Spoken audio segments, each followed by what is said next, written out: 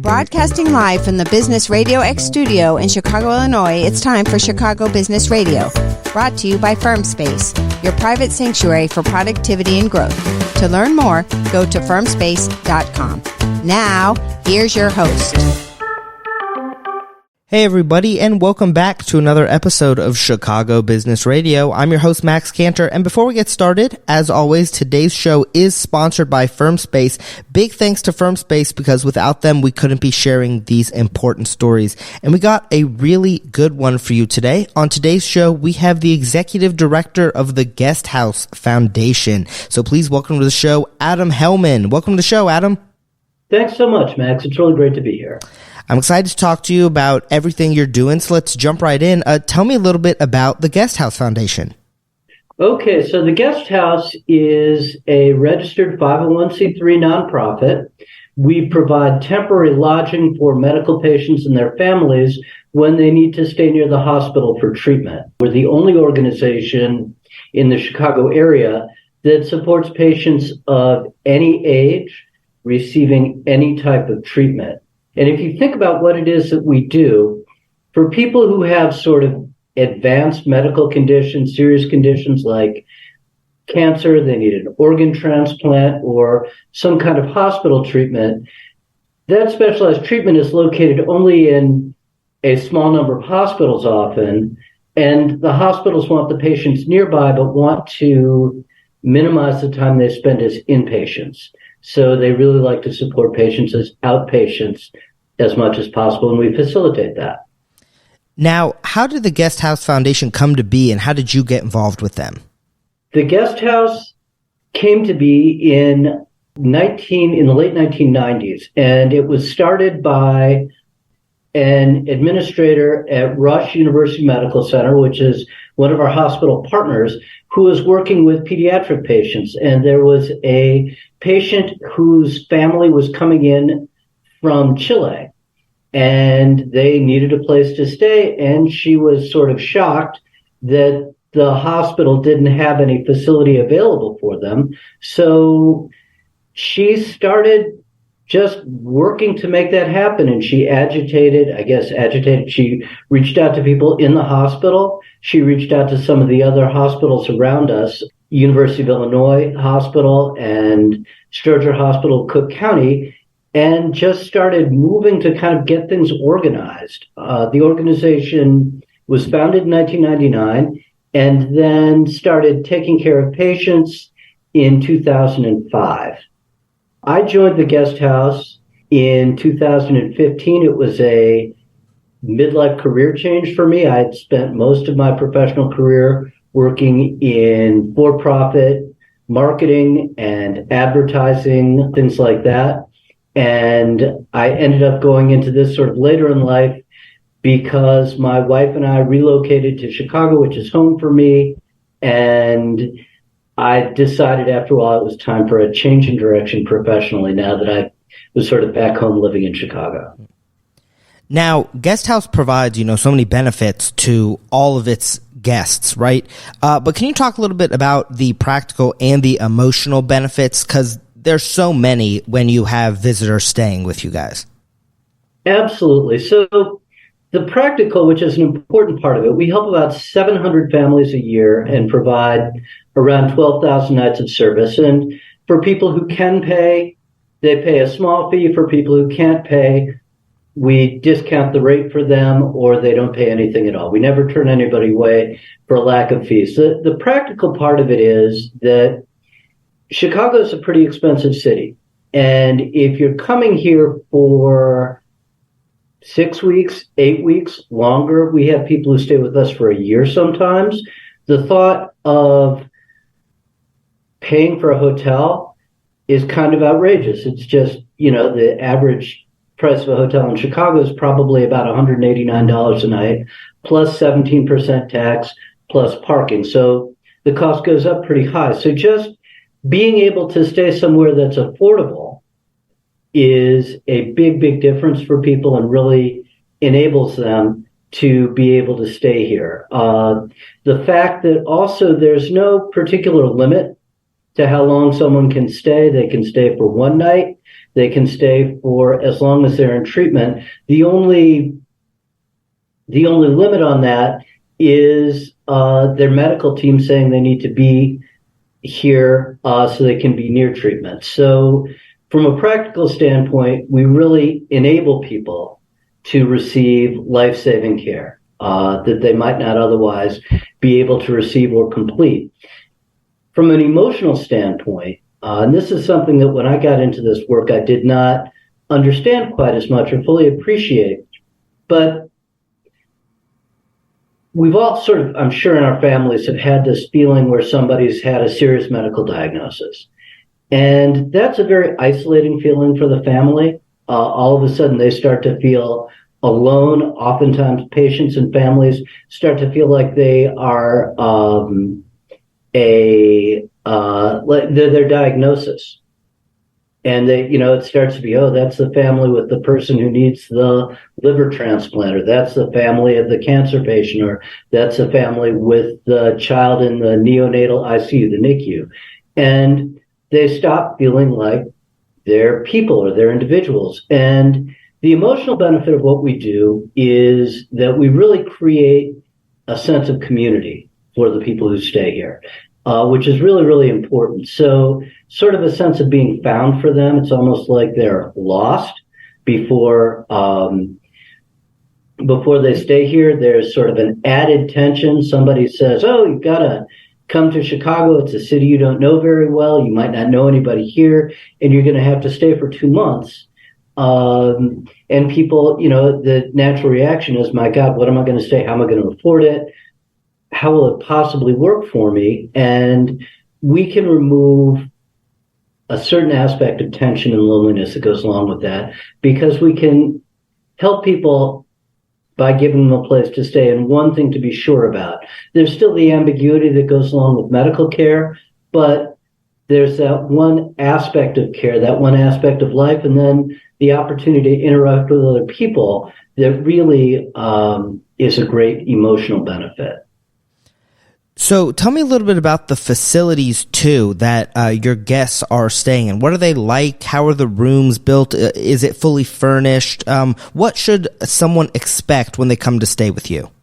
So when people stay with us, we have 47 fully furnished apartments. They're either 1 or 2 bedroom apartments, but each one has a separate kind of living room, dining room area. They have a kitchen that's fully equipped, plates, pots, pans, dishes, silverware, everything you would need to cook, appliances in the room, and private bath. And they also have streaming entertainment on television and free Wi-Fi. So they really are, they're small, but they're fully self-contained apartments. And that's important because when people are staying for a long time, they need to have a little space, and they also need to be able to cook for themselves. And I was talking earlier about the expense of staying in Chicago. You've got, if you're staying in a hotel, you've got both the hotel expense and then the daily meal expense as well.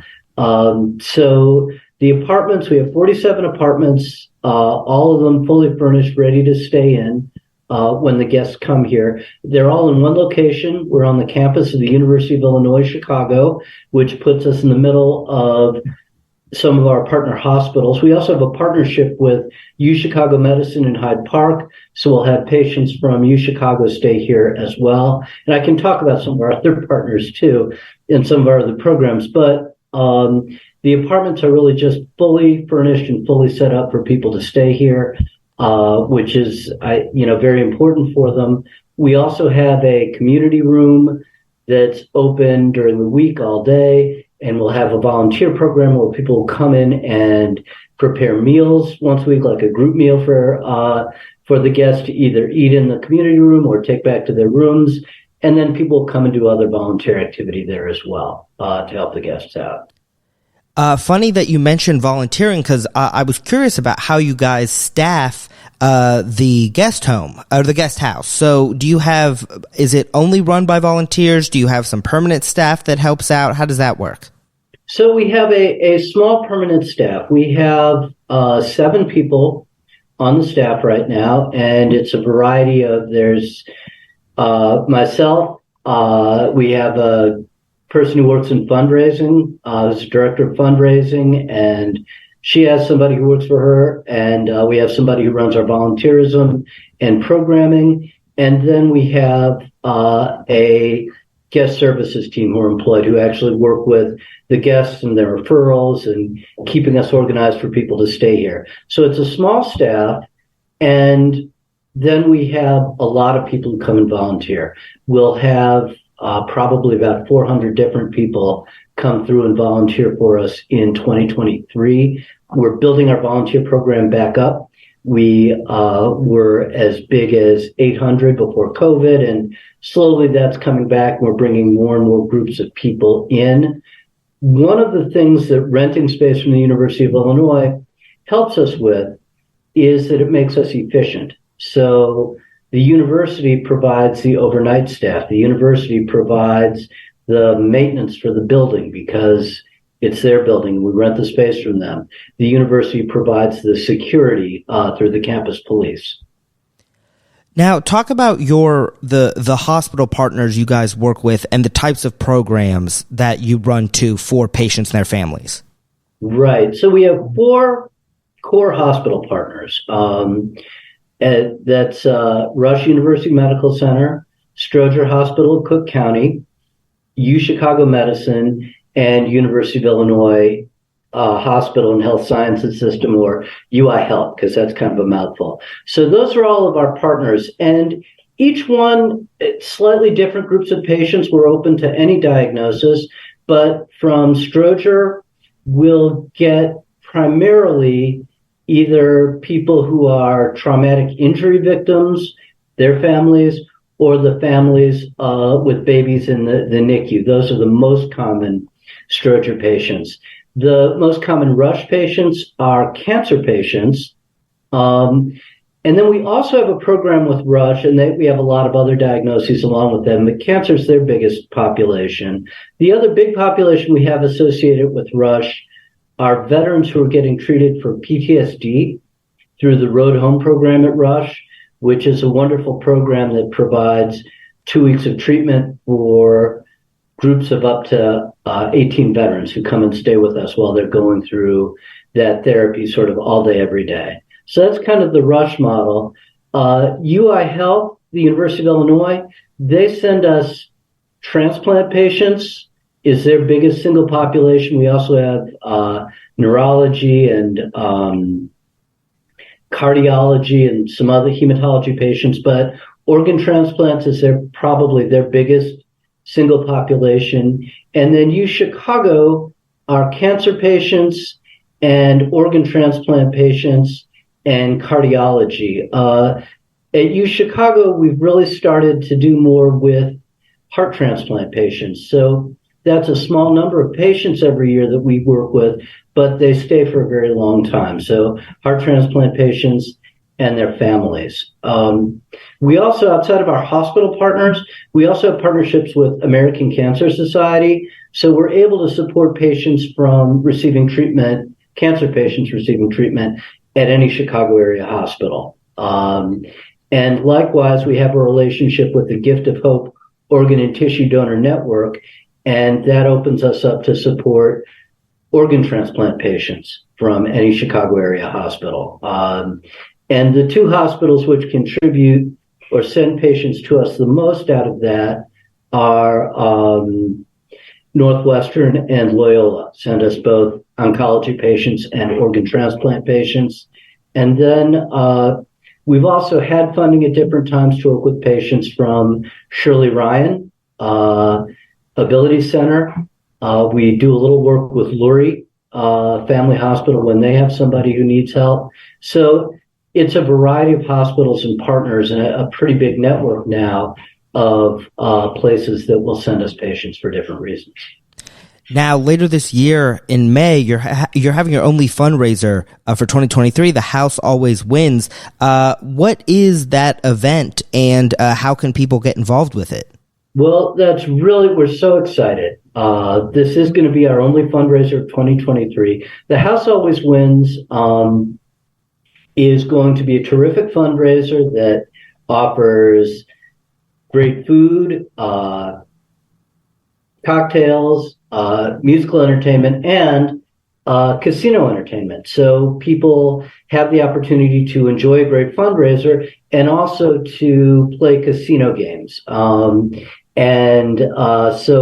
we had an event sort of like that in 2019 to celebrate our 20th anniversary. Thought we'd roll that out again and again and again, and it kind of fell by the wayside with COVID, but we're really excited to bring this event back. So it's going to be the evening of Thursday, May 11th.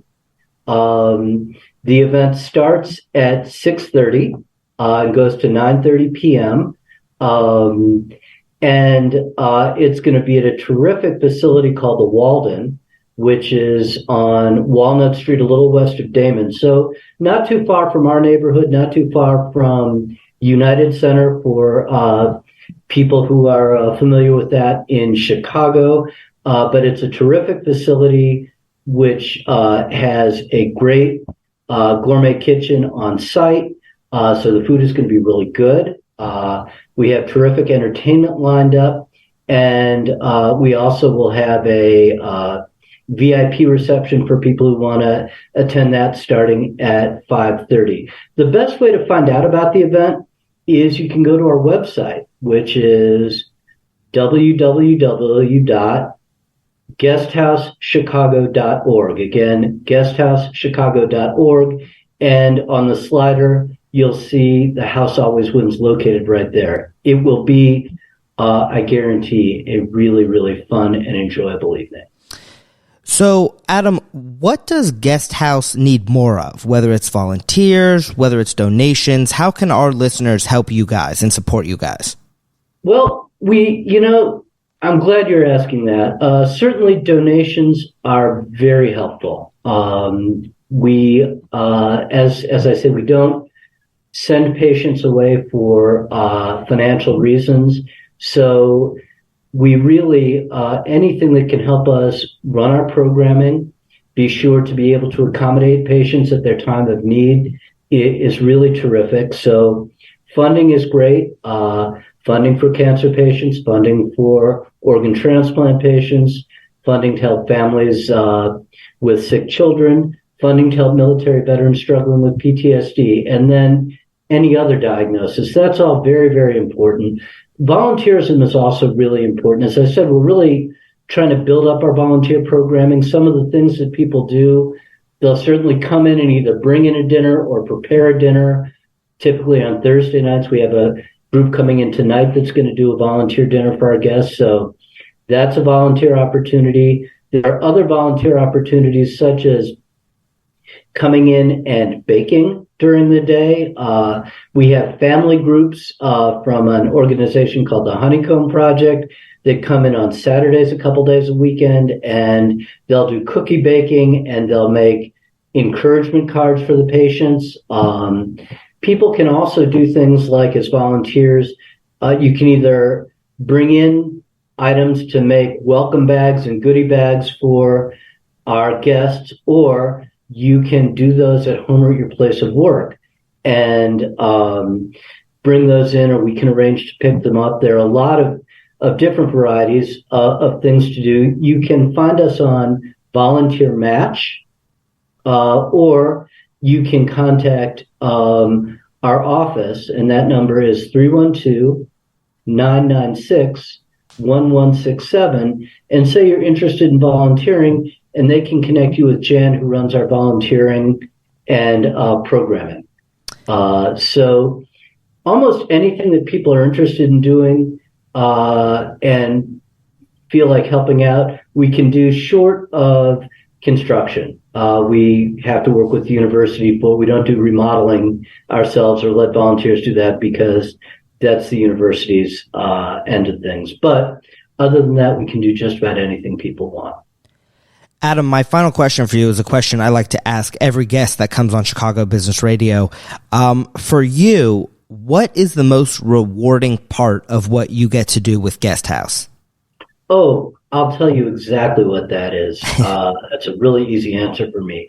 It's getting to see and interact with the people who get the benefit of our hard work every day. That's for me and also for my staff.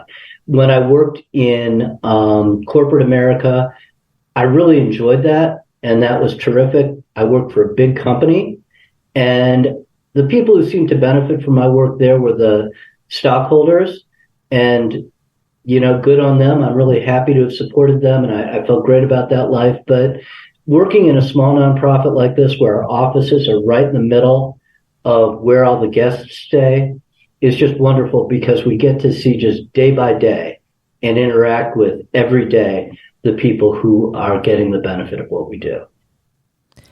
Adam, you said it a little earlier, but if people want to learn more about volunteering or donating or even attending your event, The House Always Wins, where can they find you guys online, social media? How can they reach out? Yes, the best place to find us is at our website. Again, that's guesthousechicago.org. So you can find us there. We are on social media. We're on LinkedIn.